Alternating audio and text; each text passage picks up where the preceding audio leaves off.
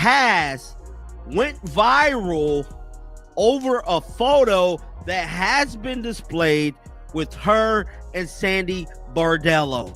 Yes, of the New York Liberty. There is a photo that is floating around, which we're about to pick up, and many people is insinuating that Caitlin Clark could be trying to plan the outs of Indiana. The Queen. Hold up. Stop everything you're doing right now. What you're about to see isn't just basketball drama. This is a seismic shift in the WNBA landscape. Caitlin Clark, the queen of basketball, isn't just frustrated anymore. She's actively being courted by basketball royalty. And Stephanie White? She's about to have the worst week of her coaching career. This photo floating around social media isn't just a casual conversation. It's the first domino falling in what could be the biggest power move in women's basketball history. There is a WNBA team that have been very, very, very much in, like, they made it clear that they want Caitlin Clark, or they're eventually going to want Caitlin Clark. Along those lines, they made it very, very clear. Picture this scene. Caitlin Clark, fresh off another injury that Stephanie White failed to prevent, sitting in the Barclays Center tunnel after getting demolished 98-77. Any normal superstar would be sulking, frustrated, maybe even furious. But what's Clark doing? She's glowing. She's lighting up like she just won the lottery while talking to Sandy Bardello, Breanna Stewart, and Sabrina Ionescu. And here's the kicker that should make every Fever fan's blood run cold. Her agent is right there in the middle of it all. When agents show up to casual post-game chats, folks, that's not coincidence, that's business. This isn't just recruitment, this is a full-court press from a championship organization that knows exactly what they want. Well, we're going to talk about this little scene that took place after the Fever game last night in New York between Sandy Bardello and Caitlin Clark, the New York Liberty, and the agent. The agent. That is what makes this so interesting. And make no mistake, the Liberty didn't send junior varsity to this meeting. They sent their elite squad. Stewart, who bleeds New York blue and will never leave, Ionescu, who's locked in for life, and Bardello, the coach who actually knows how to unleash generational talent instead of suppressing it. Meanwhile, Stephanie White is probably somewhere having Vietnam flashbacks about every terrible decision she's made this season. You know, like playing Natasha Howard more minutes than Caitlin Clark in first halves. Like watching her franchise player get injured for the 4th time while pretending the constant targeting she faces has nothing to do with White's inability to protect her superstar. The Liberty's message is crystal clear. Come to New York, where superstars are celebrated, not suffocated. And when Aaron Kane, Clark's agent, shows up to these friendly conversations, you know the conversation just shifted from basketball small talk to contract negotiations. And today, we have just seen the New York Liberty players, after the game, meeting up with Caitlin Clark.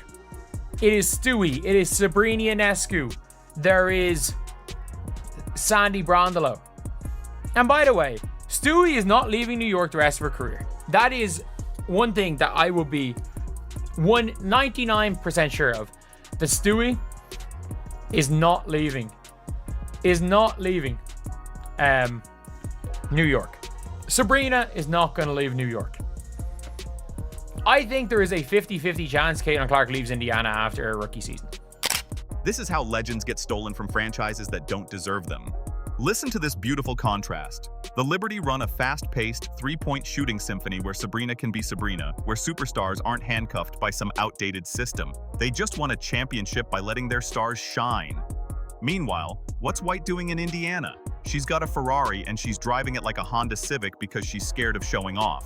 She's putting Caitlin Clark on minutes restrictions that Clark herself called stupid. She's watching the most electric player in basketball history get mauled on the court while pretending it's just basketball. You know, one thing I like about the New York Liberty, they got a little run and gun in their offense. When I watched them the other day against the Aces, and Sandy does a wonderful job making that ball go. And it's fast-paced. They shoot threes. They allow Sabrina be Sabrina. She can shoot her threes. They're a very well-balanced team. They got a little inside, but they also got some outside too. And I can see why they won the championship. And I just hope that when Caitlin Clark feels and sees that, she goes, that's a good idea. At Iowa, Clark was the system. She had the freedom to pull up from 30 feet to create magic out of thin air to orchestrate basketball poetry. In Indiana, she's being force-fed half-court sludge, told to limit her shots, shoved into a rigid box that destroys everything that makes her legendary. It's basketball blasphemy. Yeah, by the way, Caitlin Clark looks unbelievably happy talking to these folks.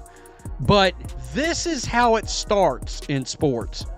This is how it starts in the NFL. This is how it starts in the NBA. When you start seeing the wheels in motion, there's signs. There's signs before eventually a player gets traded. A player eventually marks their next destination. The Indiana Fever, you're on notice. You're on notice. You better recognize what you've got going on, the asset in front of you, and you do whatever you have to do to correct what is happening. Here's what should terrify every Fever fan. Their team just got destroyed, but Caitlin is all smiles talking to the Liberty. When your franchise player is happier talking to your competition than playing for you, that's not a red flag. That's a 5-alarm fire. I think the obvious issue is Stephanie White is so stubborn to fit a circle in a square peg instead of utilizing the strengths of the team. And she probably felt relief because Caitlin Clark was hurt, that, oh, this is my time, I could introduce the culture and the system. And some actually bought in. And then when Caitlin Clark comes back, she doesn't know how to use her. That's not coaching to me. That's like...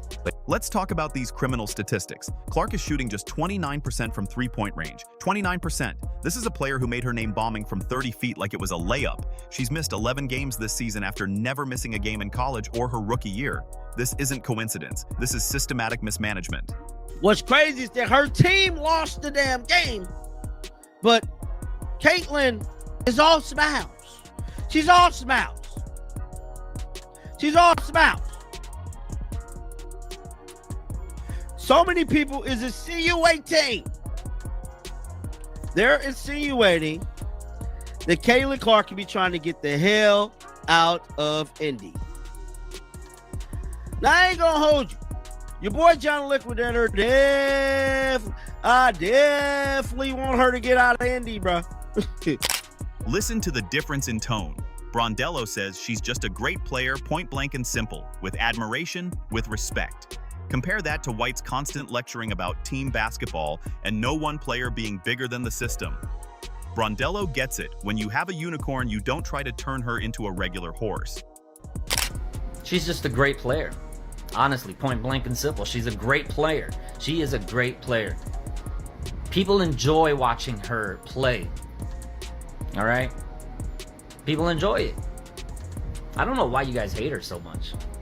I have no idea why you guys hate her so much. She's, because of Caitlin Clark, has been a lot more attention drawn to the WNBA now. You guys should be thanking Caitlin Clark.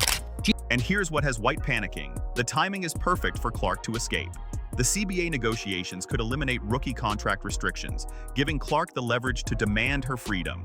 You never want to see a player get injured, and a player like Caitlin coming back, had a few injuries this year. She's a great player. We've been good for our craft this year, but hopefully they get to see her after post-All-Star and get to play again. As for the All-Star, I'm excited to get to know her a little bit. I think that's the part of the All-Star. It's going to coach players that you haven't coached before and get them to know them a little bit and enjoy the whole celebration. Enter Sandy Brondello like a knight in shining armor.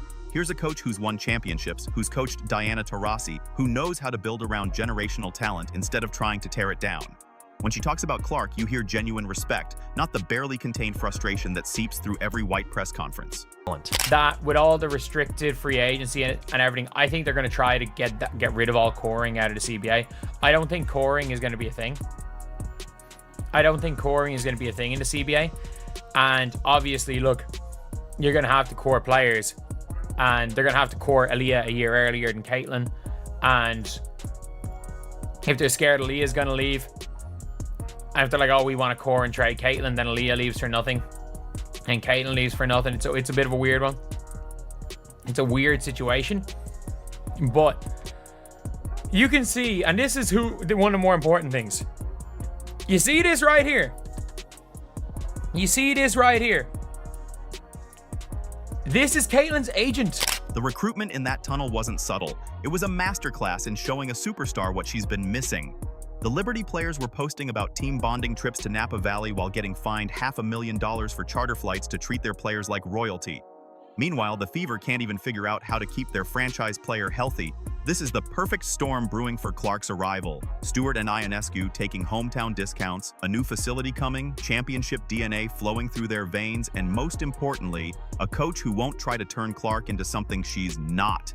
The brutal truth, Clark doesn't need Indiana more than Indiana needs Clark. She's already proven she can fill arenas anywhere. She's got options, baby. The Liberty can win without her, but they know that adding her creates something legendary.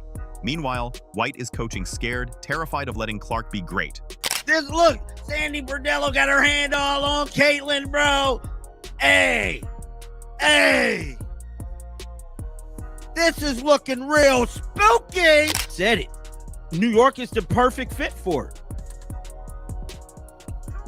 New York is the best landing spot for Caitlin right now. This meeting wasn't just about basketball. It was about respect. It was about showing Clark what it feels like to be valued, to be built around, to be given the freedom to be the player she was born to be. And you can bet that conversation included discussions about pace, about spacing, about how she'd fit into an offense that already features elite shooters who understand how to complement transcendent talent. If Stephanie White believes that this team is better with Ari McDonald in, blah, blah, blah, if she shares the same views as Carolyn Peck, you fire her on the spot. I don't care if she is an Indiana Fever alum. You fire her on the spot. And anybody else in the organization that shares that same belief set. I mean, these Stephanie White truthers, no surprise, she checks boxes. And they're the old WNBA fandom that thinks Stephanie White's getting a raw deal right now. It's so obvious she don't know what she's doing. She don't know what she's doing with this kind of talent. This is Stephanie White's final wake-up call. She can keep trying to force Clark into her rigid system, or she can adapt and maximize the greatest talent in the game. The clock is ticking, and if White doesn't figure this out soon, she'll be watching Clark drop 30 and 12 in Madison Square Garden while leading New York to championships. The recruitment has begun, the agent is involved, and the writing is on the wall.